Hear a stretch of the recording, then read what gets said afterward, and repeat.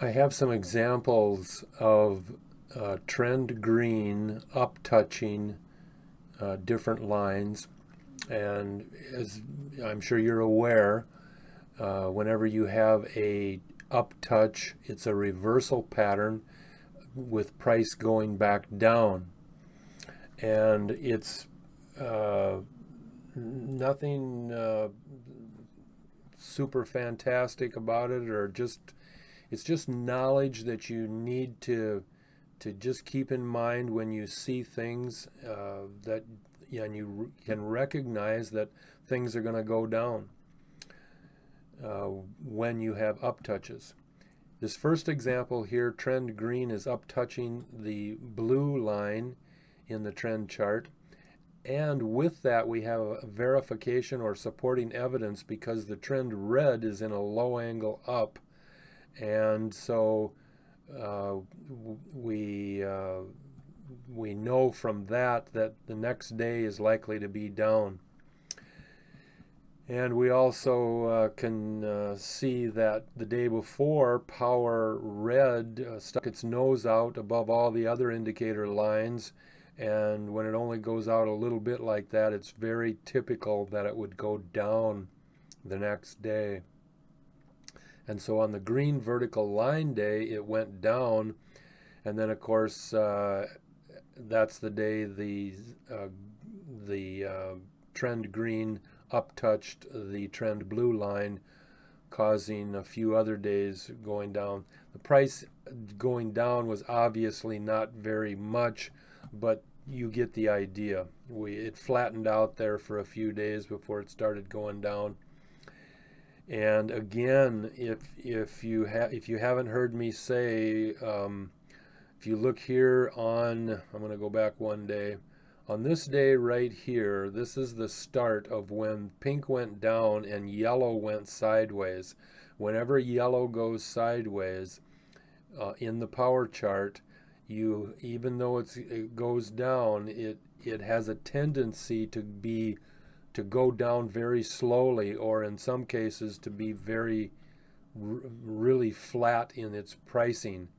So when you see that branch off with power pink dropping like that next to, most of the time it's right next to power yellow, the price is just not going to be very good in the way of volatility. It's just going to stay kind of where it's at.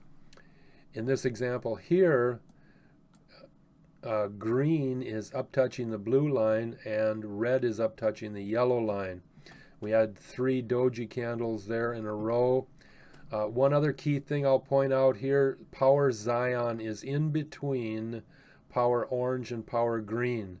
And when you have a 2-day in between those, you typically have a stronger reaction. It can go both ways. In this example here, we have an up touch, so the price reverses back down. In this example here is the last one that I have, and I put the 2 yellow lines that I have here are basically pink, or excuse me, trend green posts. And so basically you've got a flat top post, and when you have that, next day it goes down. And it's very similar to, like for example, right here in the middle where we have trend green in a low angle up touch the yellow line. If I expand this a little bit, you can see that it's just a little over the yellow line. And trend red has gone down for 2 days, even though the price has been flat. You got 2 red candles, but this is the start of more volatility when you have the up touch. The last one over here is trend green in 2 days, running flat between pink and blue, with red in a low angle up touch, and green and red are really close together. And whenever you have something really close together, it usually causes a stronger reaction. Not that this is super strong or anything, but it's very typical. In this 2-day pattern, the close was at 21.20, and over here the close was at 20.69. So it was nothing super. It's not, this particular stock is not moving fast, but you understand what I'm referring to. On the day after this vertical green candle right here, we had green down touching pink and gray up touching, coming up and at the same spot where the green line is, which again continued our downtrend example with or our condition with the other things that are going on in that particular stock at that point. So those are some of the examples that I have for trend green up touching.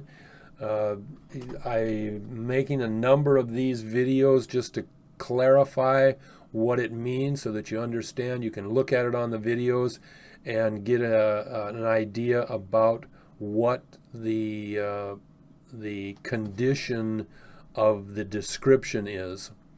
So that's it for this video.